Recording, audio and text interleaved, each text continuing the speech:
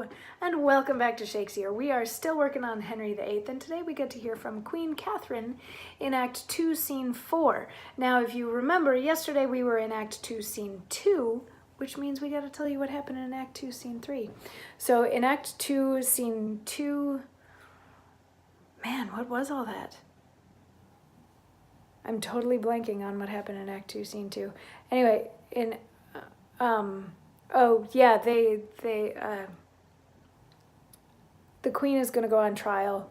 Cardinal Campius has come to preside over this trial. The Queen is on trial in like divorce proceedings type trial.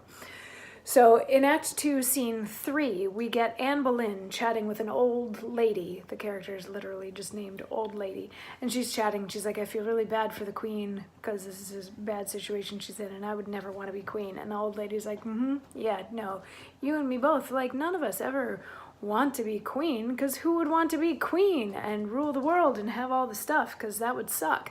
And Anne's like, no, seriously, I don't want to be Queen. I honestly don't want to be Queen. And then Lord Chamberlain comes in and he's like, oh, there you are, Anne Boleyn. You've been named the Marchioness of Pembroke and you're gonna get an annual stipend of £1,000 just for existing. And then he leaves and the old lady's like, what? I remember some lady once saying that she didn't want to be Queen, and now she's getting £1,000 a year just to exist. Yeah, right. And Anne's like, really, I don't want this. This is not good. Let's go feel bad for the Queen, because that's gonna happen. So Act 2, Scene 4, we start out at the trial. And hi, my neighbors who just turned on lights right there. Is the divorce proceedings, and there's all this pomp and circumstances. All the people come in and they take their places, and then they call the people to court and they're like, King Henry, are you here? And he's like, yes, I'm here. And Queen Katherine, are you here? And she gets up from where she's standing and goes and kneels directly in front of the king, which she's not supposed to do. She's supposed to, like, you know, in a courtroom, you stay behind your little table, whatever. She was supposed to stay there. But she comes and she pleads directly to the king and she says, sir, I desire you do me right and justice and to bestow your pity on me. For I am a most poor woman and a stranger born out of your dominions, having here no judge indifferent, nor no more assurance of equal friendship and proceeding. Alas, sir, in what have I offended you? What cause hath my behavior given to your displeasure, that thus you should proceed to put me off and take your good grace from me? Heaven witness, I have been to you a true and humble wife, at all times to your will conformable, ever in fear to kindle your dislike, yea, subject to your countenance, glad or sorry as I saw it inclined. When was the hour I ever contradicted your desire, or made it not mine too?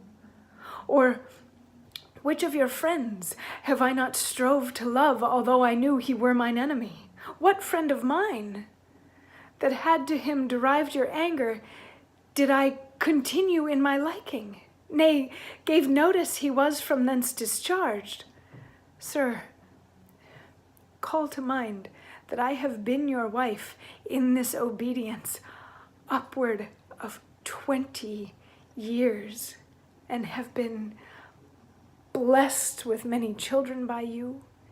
If in the course and process of this time you can report, and prove it too, against mine honor aught, my bond to wedlock or my love and duty against your sacred person, in God's name, turn me away, and let the foulest contempt shut door upon me, and so give me up to the sharpest kind of justice.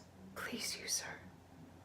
The king, your father, was reputed for a prince most prudent, of an excellent and unmatched wit and judgment. Ferdinand, my father, king of Spain, was reckoned one the wisest prince that there had reigned by many a year before. It is not to be questioned that they had gathered a wise council to them of every realm that did debate this business, who deemed our marriage lawful. Wherefore I humbly beseech you, sir, to spare me, till I may be by my friends in Spain advised, whose counsel I will implore.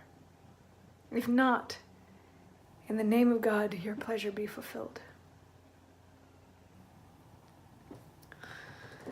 It's a big ask. It's a big ask that she's asking. So she wants to know the charges, which I think is fair. She's on trial here for divorce, and she wants to know why now, sort of, is what she's saying. You know, I've been your wife for 20 years. We have kids together. I've always been loyal. I've been faithful. I've been friends with your friends, even though I didn't like them. I gave up my friends because you didn't like them.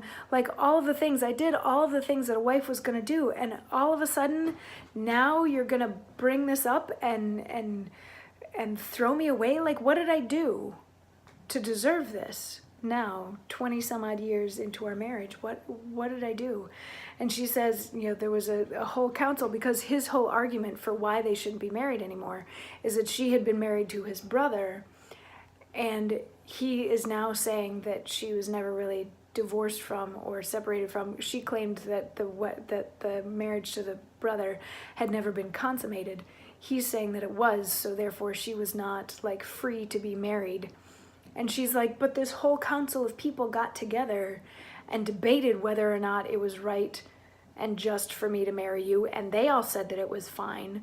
So if, like, can we just put this trial on hold for a second while I go back to Spain and talk to the other people that were in on this discussion before, and they can tell me what to do. They can advise me properly in this whole thing.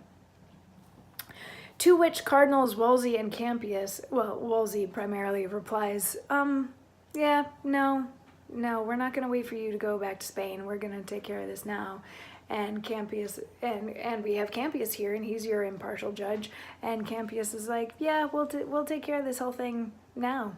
That sounds good. You said your bit. Thanks. That's fine.